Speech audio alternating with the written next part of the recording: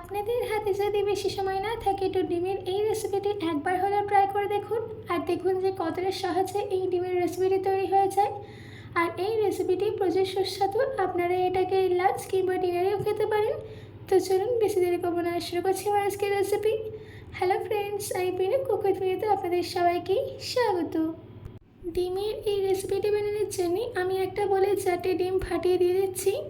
যদি আমার আজকের এই রেসিপিটি আপনাদের ভালো লাগে তো প্লিজ লাইক করে এবং সাবস্ক্রাইব করে পাশে থাকা বেল আইকনটি ক্লিক করে দেবেন, যাতে আমি যেই নতুন নতুন রেসিপি ছাড়ি সেটা আপনাদের কাছে চলে যায়। আর এই রেসিপিটাকে প্রচুর পরিমাণে শেয়ার করতে একদম ভুলবেন না। এবার এর মধ্যে দিয়ে দিতে হবে স্বাদ মতো নুন, হাফ চামচ গোলমরিচ গুঁড়ো। এবার এই ডিমটাকে ভালো করে মিশিয়ে নিতে হবে যাতে এর মধ্যে কোনো লাম্পস না থাকে। ডিমটা মেশানো হয়ে গেলে কড়াইতে দিয়ে দিচ্ছি 4 চামচের মতো সাদা তেল। তেল গরম হয়ে গেলে দিয়ে দিতে হবে ফেটিয়ে রাখা ডিম। এরপর গ্যাসের ফ্লেমটাকে মিডিয়ামে রেখে ডিমটাকে মেশাতে থাকবো। গ্যাসের ফ্লেমটাকে হাইতে রেখে ডিমটাকে ভাজবেন না। যদি আপনারা গ্যাসের ফ্লেমটাকে হাইতে রেখে ডিমটা ভাজেন তো ডিম কড়াইয়ের নিচে লেগে যাওয়ার সম্ভাবনা থাকে। এবার ডিমগুলোকে এইভাবে ভেঙে দিতে হবে। ব্যাস, আমাদের ডিম ভাজা হয়ে গেছে। এবার এটাকে কড়াই থেকে তুলে নিচ্ছি। এবারে একই কড়াইতে দিয়ে দিচ্ছি 2 চামচের মতো সাদা তেল, 1 চামচ বাটার। তেল গরম হয়ে গেলে এর মধ্যে দিয়ে দিতে হবে 1 চামচ চিনি, 3টে লবঙ্গ, 3টে এলাচ, 1 টুকরো দারচিনি। এবার এই সব কিছুকে কিছু সেকেন্ডের জন্য ভেজে নিতে হবে। তারপর এর মধ্যে দিয়ে দিতে হবে 2 চামচ রসুন কুচি। রসুন কুচি দেওয়ার পর কিছুক্ষণের জন্য এটাকে ভেজে নিতে হবে, বেশিক্ষণ ভাজার দরকার নেই।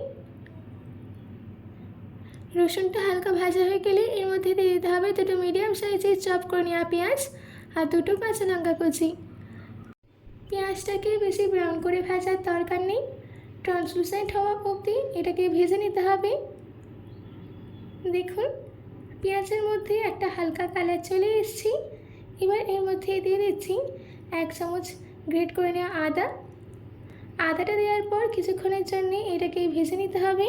আদা দেওয়ার পর পেঁয়াজের সঙ্গে 1 মিনিট ভেজে নিতে হবে। আদাটা ভাজা হয়ে গেলে এর মধ্যে দিয়ে দিতে হবে টমেটোর পেস্ট। আমি 2টো মিডিয়াম সাইজের টমেটো কেটে বেটে নিয়েছিলাম। ভালো করে মিশিয়ে নিতে হবে। তারপর এর মধ্যে দিয়ে দিতে হবে 1 চামচ লঙ্কা গুঁড়ো, হাফ চামচ হলুদ গুঁড়ো, হাফ চামচ ধনে গুঁড়ো, হাফ চামচ জিরে গুঁড়ো, স্বাদ মতো নুন। নুনটা একটু বুঝে দেবেন কারণ ডিম ভাজার সময় নুন দেওয়া হয়েছিল। এবার টমেটোর কাঁচা গন্ধটা যাতে রান্না করে নিতে হবে। গ্যাসের ফ্লেমটাকে মিডিয়াম টু হাইতে রেখে 2 মিনিট টমেটোটাকে রান্না করে নেব। 2 মিনিট বাদ দেখুন টমেটোর মধ্যে থেকে তেল ছেড়ে এসেছে। এবার এর মধ্যে দিয়ে দিতে হবে 1/4 চামচ গরম মশলা গুঁড়ো আর 1 চামচ কাসুরি মেথি। এবার এই সব কিছুকে ভালো করে মিশিয়ে নিতে হবে। তারপর এর মধ্যে দিয়ে দিতে হবে 1 কাপ জল। জল দেওয়ার পর আবারও ভালো করে মিশিয়ে নিতে হবে। তারপর ঢাকা দিয়ে একটা বয়েল আসা অবধি ওয়েট করব।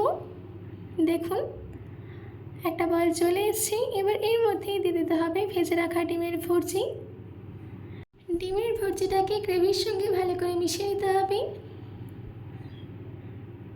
তারপর ঢাকা দিয়ে ডিমের ভুর্জিটাকে 1 থেকে 2 মিনিটের জন্য লো ফ্লেমে রান্না করে নেব। 2 মিনিট বাদ ঢাকাটাকে খুলে নিলাম। এবার এর মধ্যেই দিয়ে দিচ্ছি ধনেপাতা কুচি। ধনেপাতা কুচিটা দেওয়ার পর আবার ভালো করে মিশিয়ে নিতে হবে। ব্যাস, রেডি হয়ে গেল আমাদের এগ ভুর্জি কারি। এবার আপনারা এটাকে লাঞ্চ কিংবা ডিনারে সার্ভ করুন। আশা করছি আমার আজকের এই রেসিপিটি আপনাদের ভালো লেগেছে। বাড়িতে এটি অবশ্যই ট্রাই করবেন ও কমেন্ট করে জানাবেন যে কেমন হয়েছে। আজকের মতো এটুকু, আবার দেখা হচ্ছে অন্য কোনো রেসিপি নিয়ে। ভালো থাকবেন, সুস্থ থাকবেন। ধন্যবাদ।